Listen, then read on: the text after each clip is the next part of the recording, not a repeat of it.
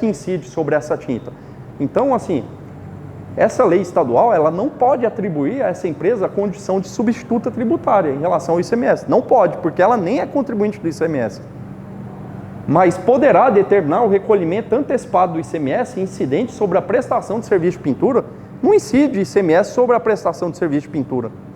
Então, essa aqui também está errada. Ela começou a acertar e aí aqui ela errou. Letra B. Tranquilo aqui? Dava para vocês responderem essa letra A como falsa? Bora então. Letra B. Uma lei estadual pode atribuir a esta empresa a condição de substituta tributária em relação ao ICMS? Não, não pode. Não pode, ué. O que ela tem a ver? Ela é uma consumidora. Você já pensou? Você vai fazer uma compra lá no Mercado Livre, né? Você vai fazer uma compra de um tênis para você, para o seu uso. E aí vem a lei do estado de Goiás e fala, olha, você vai ser o substituto tributário. Se o cara lá não pagar, é você que vai pagar. Não tem isso, né? Seria absurdo uma lei dessa. Ninguém se substitui a si mesmo. Então, assim, essa aqui já está errada, ó. Ela pode atribuir a essa empresa a condição de substituta? Não pode. Letra C. Ela não pode atribuir a esta empresa a condição de substituta tributária em relação ao ICMS, nem sobre a tinta adquirida e nem sobre os serviços prestados. Por enquanto essa aqui, não estou vendo erro nela não, vamos ver as outras, né? Não pode atribuir a essa empresa a condição de substituta em relação ao ICMS, nem sobre a tinta adquirida, nem sobre o serviço prestado. O serviço prestado, ela não pode. O que eu estou vendo o que eu não estou gostando dessa letra C aqui é aqui, ó. Ela não pode colocar, a lei estadual não pode colocar essa empresa de tinta, essa empresa de pintura, como substituta em relação ao ICMS, né? Substituta em relação ao ICMS, nem sobre a tinta e nem sobre o serviço de pintura prestado. Aí dá a entender que o serviço de pintura tem ICMS, né? Por isso que eu não gostei muito, mas por enquanto vamos deixar essa separada. Letra D. Não pode atribuir a essa empresa a condição de substituta tributária em relação ao ICMS. Beleza. Mas poderá considerá-la contribuinte desse imposto. Relativamente ao serviço de pintura, serviço de pintura não incide. Então não tem nada a ver. Letra E. A lei estadual pode atribuir a esta empresa a condição de substituta em relação ao ICMS, apenas em relação às tintas adquiridas. Aí vem uma coisa, né? Assim, o que acontece? Tintas normalmente está dentro da substituição tributária. Será que o edital estava cobrando no convênio? Porque as tintas, de modo geral, sempre vão estar na substituição tributária. E quem vai ser o substituto? Vai ser o industrial que fabricou essas tintas. Então, toda vez que alguém comprar uma tinta para revender, o Estado não está nem aí se ele está vendendo com nota fiscal ou não. Porque essa tinta já teve o ICMS recolhido lá na origem. Então... No caso das operações interestaduais, não, como não tem quê? Tem substituição. Se tiver um convênio, tem sim. A substituição tributária, via de regra, ela só pode acontecer se internamente dentro de um estado, né? Agora, para acontecer envolvendo mais de um estado, aí tem que ter um convênio. E aí tem um convênio, agora eu não lembro o número dele de cabeça, mas é um convênio gigantesco, vai falar quais mercadorias que vão estar na substituição tributária. Então, por esse motivo aqui, ela estava errada, ó. Pode atribuir a essa empresa a condição de substituta em relação ao ICMS? Não, ela não tem nada a ver com ICMS. Ela poderia estabelecer quem está comercializando tinta. A empresa ela não está comercializando tinta, ela está prestando serviço de pintura. Então, por isso o gabarito foi a letra C. Alguma dúvida na questão? É uma questão difícil, eu reconheço. Mas é a luta. Aqui a gente consegue matar ela assim, se você admitir. Quem que pode ser escolhido como substituto tributário? Não é aleatório. O Estado, ele gostaria. Você já pensou? Que beleza? Eu vou colocar quem eu quiser como solidário. Vamos pensar o IPVA aqui. Vou colocar aqui... qualquer pessoa moradora de Anápolis vai ser solidário com o IPVA devido por ela. O IPVA que ela não pagou. Seria, assim, uma coisa possível? Tem que ter alguém que tenha uma relação com o fato gerador, né? E o fato gerador é o quê? É vender tinta. Aqui ela não está vendendo tinta, ela está comprando tinta. Então ela não pode. Quem que poderia ser colocado como substituto tributário em relação às tintas? Vamos lá, a indústria que fabricou, a loja que comprou para revender, o atacadista que comprou, né, para revender, Qualquer um desses aqui que trabalha com tinta pode ser o substituto tributário da tinta. Agora, quem está comprando a tinta para o consumo, não.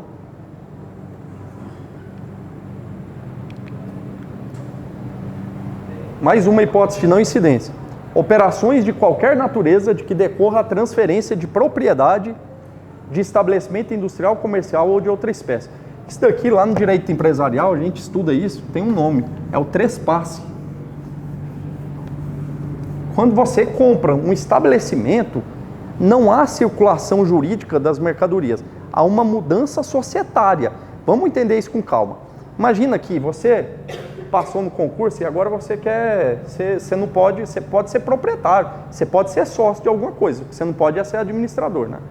Então imagina que existe uma empresa ABC, vamos pensar assim, ABC Tintas, falando das tintas, ABC Tintas Anápolis Limitada. E aí você percebe que esse negócio de tinta dá dinheiro, né? E a empresa está querendo vender, ela está querendo vender a empresa. Aí você olha lá na empresa, tem 200 mil reais em mercadoria. Ela tem um ponto comercial aqui em Anápolis, num local bem, um lugar bom, né? Ela tem um nome já. Né? Isso aqui é todo o patrimônio dessa empresa, né? E essa empresa, ela tem um sócio. Quem é o sócio? É o seu João. E aí o João quer vender a empresa de porteira fechada para você. O que é que ele vai fazer? Ele vai vender para você as ações, as cotas dessa sociedade limitada.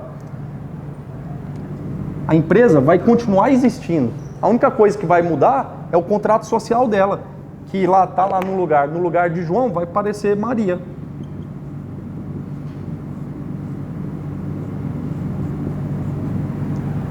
Só mudou o contrato social da empresa.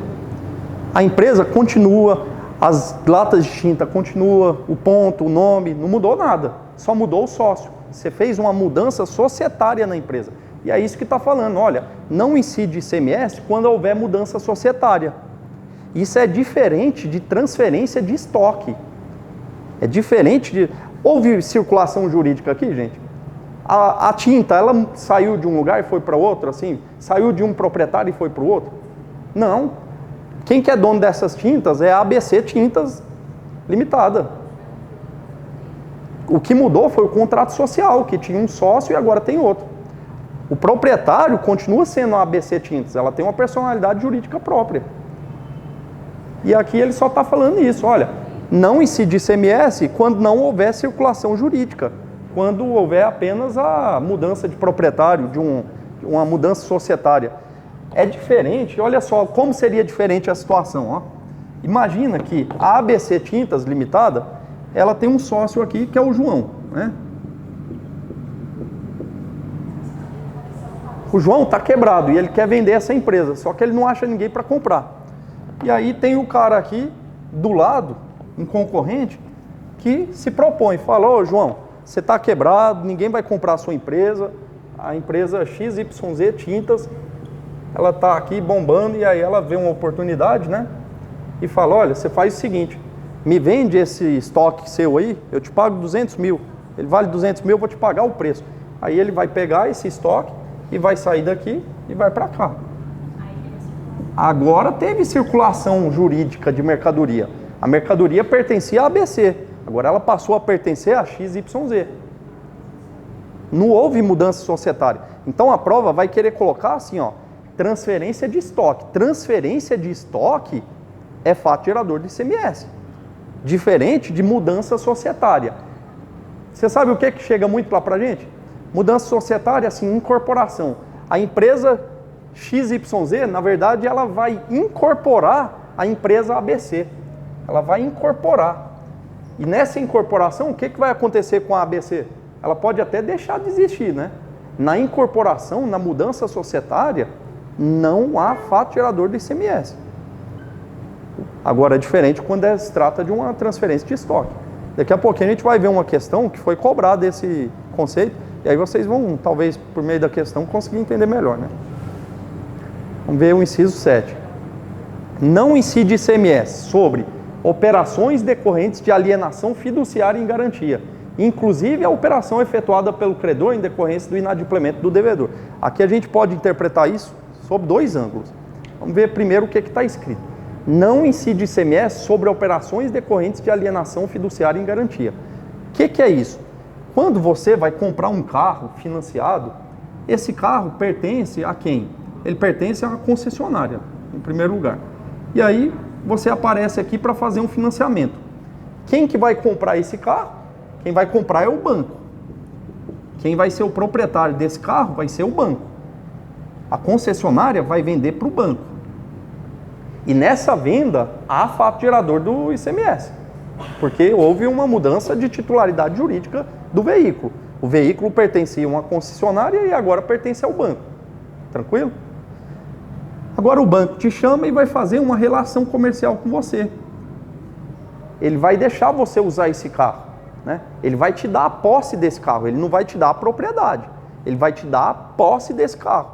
E ele vai te dar a posse com contraprestações financeiras, que você vai, né? E se você, depois de pagar todas as prestações, aí ele vai transferir o veículo para você.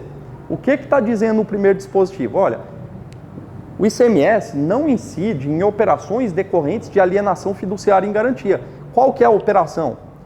Quando você terminar de pagar esse financiamento, esse veículo ele vai ser transferido para você. Então vai ter circulação jurídica. Então teria ICMS, mas aí tem essa não incidência prevista. Olha, nessa operação de alienação fiduciária, quando o banco transferir o veículo para você, não vai ser fato gerador do ICMS. Tá claro aqui, pessoal? E aí vem a segunda parte. Inclusive, a operação efetuada pelo credor em decorrência do inadimplemento do devedor. Tá falando, inclusive, na volta aqui, ó. Vamos supor, o carro estava com você, você não pagou o financiamento, eles pegaram de volta.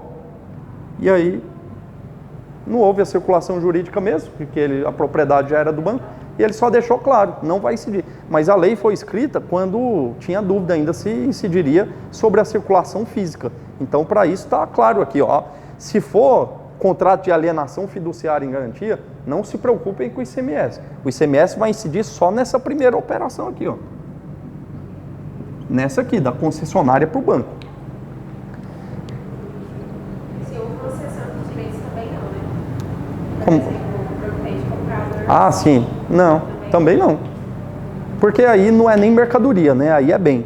Imagina, eu estou pagando o financiamento de um carro, já paguei 40 parcelas, né? Então eu já tenho uma parte grande desse carro, né? Agora eu vou vender aquele ágil, né? Vou vender aquele saldo ali para alguém, ó, você continua pagando, falta 20 parcelas, e aí você continua pagando. O veículo não circulou, continua sendo de propriedade do banco, só mudou o contrato. O banco tinha um contrato com o João e agora tem com a Maria. O imposto também não incide sobre operações de arrendamento mercantil, não compreendida a venda do bem arrendado ao arrendatário. Vamos com calmas aqui, porque... Com calma, né? Porque esse daqui pode ser um dispositivo difícil de entender. A gente normalmente faz financiamento, né? Eu estou usando o exemplo de financiamento de veículo, mas isso serve para outros bens também, outros bens móveis, né? Outras mercadorias. Mas o de veículo é o mais comum, né? Vocês já ouviram falar de alguém que foi um leasing ao invés de financiamento? Já teve gente que fez leasing ao invés de financiamento. Eu nem sei se isso hoje em dia não tá, né? Mas, para não haver dúvida, né, a própria lei falou, olha, no leasing o tratamento vai ser o mesmo. No leasing é a mesma coisa do financiamento. A operação de leasing do banco com o sujeito aqui não vai ser hipótese de incidência do ICMS. Só que aí vem essa segunda parte. Não compreendida a venda do bem arrendado ao arrendatário, que significa que vai incidir. O que acontece no leasing, né? No leasing, o leasing tem dois tipos, você estuda isso em contabilidade, é o leasing financeiro e o leasing operacional.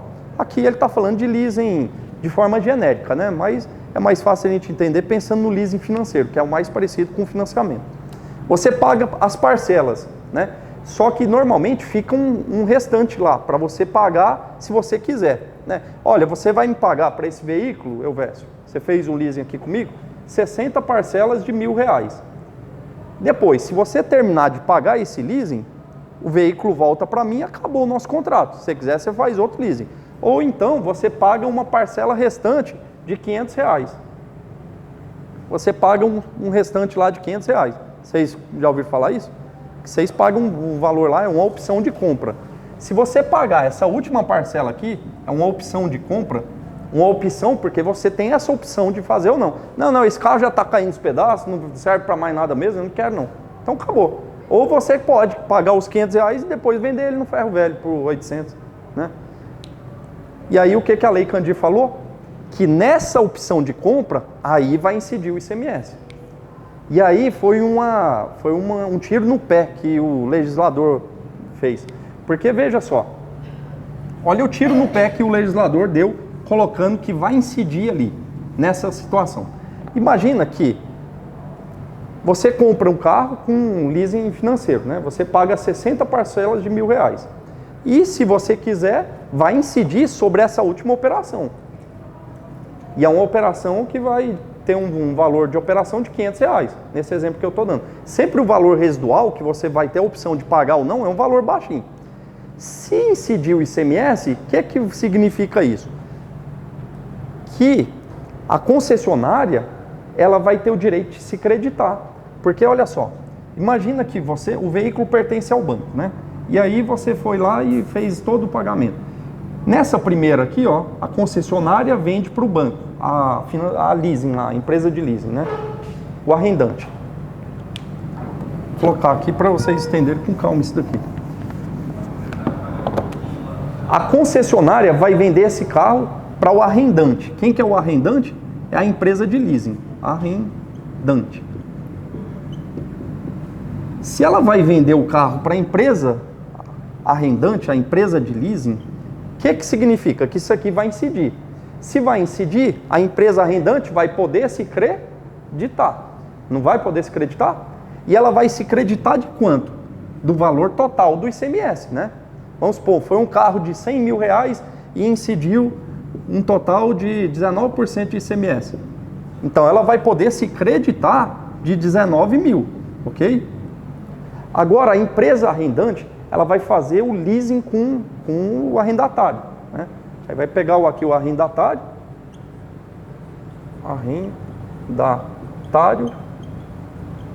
e aqui a Lei Candir está falando que nessa operação entre o arrendatário e o arrendante não incide ICMS, exceto a opção de compra.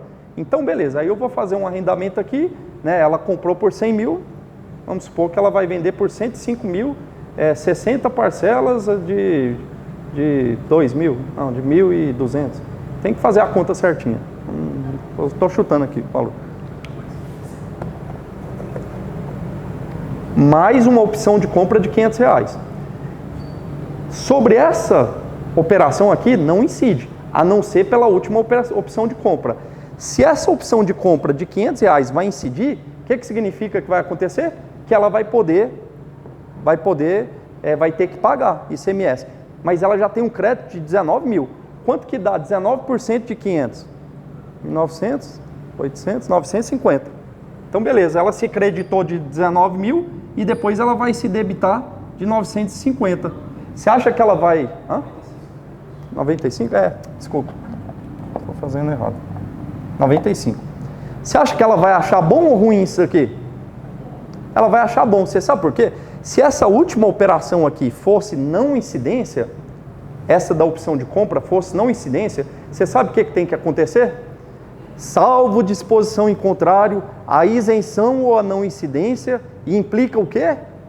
O estorno dos créditos. Então, você viu o tiro no pé que o legislador deu, falando que essa última operação vai ser tributada? Uai, se vai ser tributada, ótimo, eu pago R$95 aqui, mas eu tenho um crédito de 19 mil. Agora, e se fosse não incidência?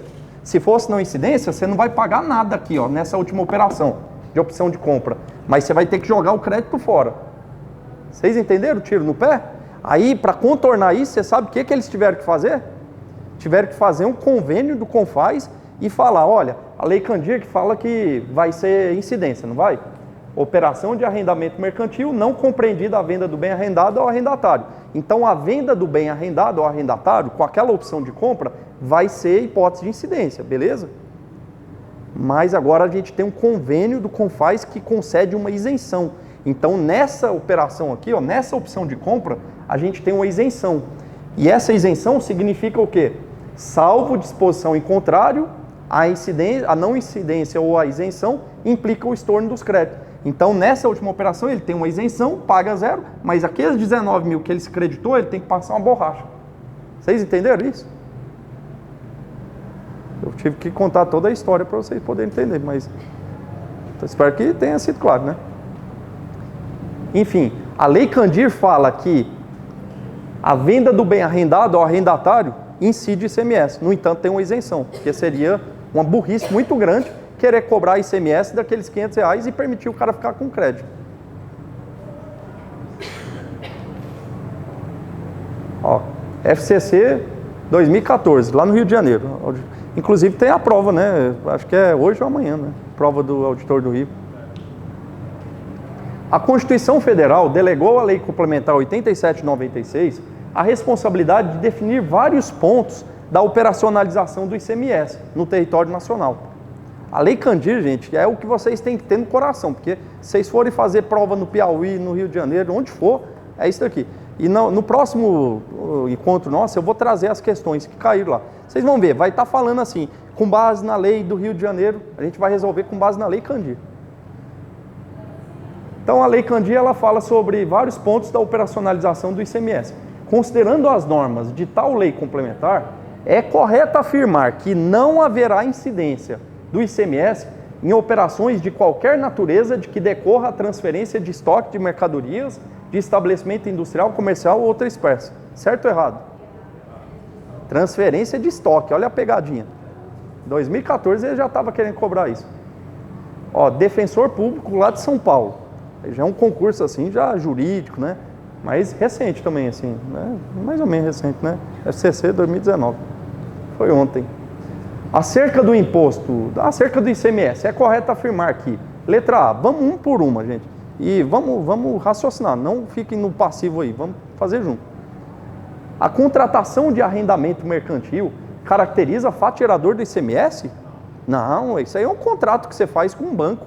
Gente, o banco tem privilégio, você acha? Eles já botaram logo lá, ó, o que você fizer com os bancos, a gente não vai cobrar ICMS. Por quê? Porque os bancos são protegidos, né? E também não haveria circulação jurídica nisso, né? Então, a contratação de arrendamento mercantil caracteriza, não caracteriza. Letra B, é lícito ao contribuinte de boa-fé aproveitar créditos de ICMS, eu já falei isso para vocês, mas a gente ainda vai explicar isso melhor lá para frente, quando chegar o momento, né? Mas o que é que eu preciso para poder me creditar de ICMS? Eu estou comprando mercadoria que veio com ICMS para revender. Eu quero me creditar. Eu preciso de quê para poder me creditar? Eu preciso só de duas coisas. Primeiro, de uma nota fiscal idônea. Veio com nota fiscal? Então beleza. É idônea ou é um papel higiênico escrito nota fiscal?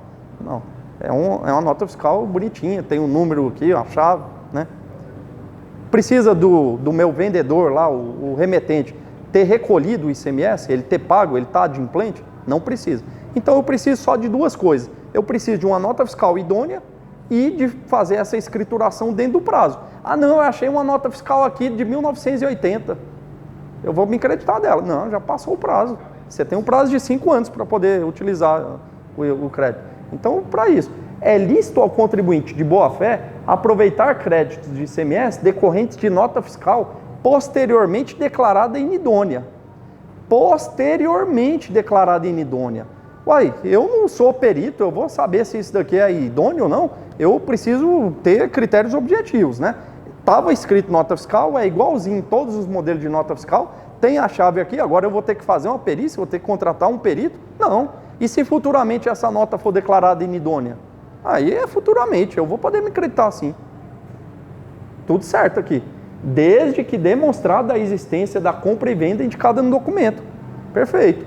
E ele ainda falou, tem que estar de boa fé. Porque se o cara que está comprando já está de má fé, pensando, eu vou comprar nota fiscal agora. Eu sou noteira. Tem umas empresas noteiras aí em Goiás que elas fazem isso, sabe? E o cara abre uma empresa só para ficar emitindo nota fiscal toda bonitinha, né? E o outro vai só se acreditando. Mas isso ele já fez um conluio ali, aí isso aí é crime, né? Então a resposta, pronto, não tem como não ser a letra B. Vocês concordam comigo? Ah, mas e se a letra C também estiver certa? Aí a gente vai ter que entrar com recurso. Porque a letra B não tem como não ser a letra B. Vamos ver a letra C. O fornecimento de mercadorias com a simultânea prestação de serviços, tá falando de operação mista. Em bares e restaurantes, não, se falou bar, restaurante ou similar, é só ICMS. Não constitui fato gerador de ICMS, uma vez que isso é ISS? Não. Letra D. Em razão do princípio da obrigatoriedade da tributação, as operações mistas, essa foi a letra mais difícil. Eu vou deixar ela por último, porque eu vou explicar ela com calma para você. Vamos para a letra E. Porque essa letra D aqui, ela foi a que gerou mais marcações, né? Assim. Letra não caracteriza um fato gerador do ICMS, não caracteriza o fato gerador do ICMS as hipóteses de movimentação de mercadorias entre estabelecimentos do mesmo contribuinte. Hoje está certo, hoje. Aqui, 2019. Mas vamos ver, às vezes dava em 2019 Em 2019, salvo se a movimentação ocorrer entre estabelecimentos situados em diferentes estados, não tem nada disso. Então ela estaria errada lá atrás e estaria errada hoje em dia. Agora vamos para a letra D. O gabarito vai ser a letra B mesmo, mas olha por que muita gente marcou a letra D. Primeiro que eles acharam essa parte aqui, posteriormente declarada inidônea, era a parte errada da letra B. E a letra D, ela é uma letra assim que chama, fala, venha, me marque, eu estou aqui. Ela fica até piscando, sabe?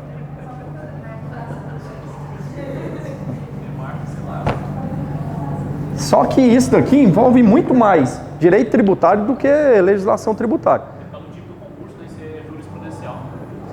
Aqui é um conceito mais doutrinário que ela vai estar pedindo. Duplo objeto negocial. O que é duplo objeto negocial? Vamos pensar aqui.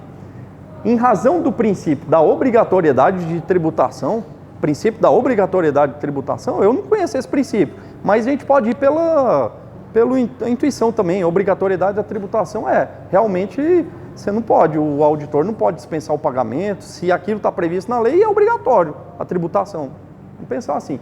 As operações mistas, ou seja, ele está falando de operações mistas, tem mercadoria e tem prestação de serviço. Aquelas que comportam um duplo objeto negocial pode ser, eu estou contratando aqui uma oficina mecânica, vamos supor, eu vou lá na oficina mecânica para eles refazerem o motor do meu carro, eles vão empregar mercadorias, né? E vão prestar serviço também. Sobre as mercadorias incidiria ICMS e sobre o serviço incidiria ISS. Beleza, duplo objeto negocial, né? Podem ser tributados por diversas pessoas políticas sem que isso se caracterize bitributação, uma vez que constituem fato gerador de 2 ou mais tributos. Vamos primeiro por partes aqui. Vamos falar o que é isso, bitributação, e o que é bis in idem. São dois conceitos que a gente estuda lá em direito tributário. Bis in idem versus bitributação.